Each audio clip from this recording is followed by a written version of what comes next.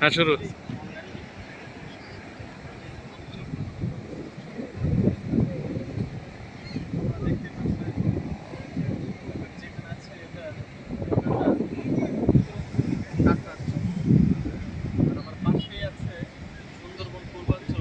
পিছনে পিছনে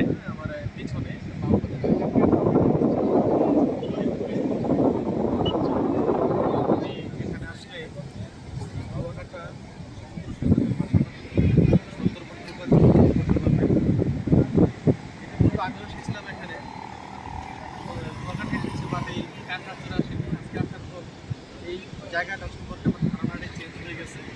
জায়গাটা যে কতটা সুন্দর, প্রকৃতি যে কতটা সুন্দর হতে পারে, এখানে আসার পর বুঝতে পারবে। আপনি চাইলে আপনার ফ্যামিলি নিয়ে, অফিস কলিগদের নিয়ে, অথবা বন্ধুবল যারা আছে তাদেরকে নিয়ে এখানে আসতে পারে যদি সম্ভব হয়। জায়গাটা অনেক সুন্দর, ভালো লাগবে আসলে, আশা রাখি। আর যে এখন সূর্যাস্ত যাবে, বুঝতেই পারছেন কুয়াকাটা যেহেতু সমুদ্রকন্যা বলা হয়, যেটা আমি বলবো যে সূর্যাস্তের যে সময়টা কুয়াকাটাতে এটা একটা উপভোগ্য সময়। আপনারা চাইলে এই সময়টা উপভোগ করতে পারেন।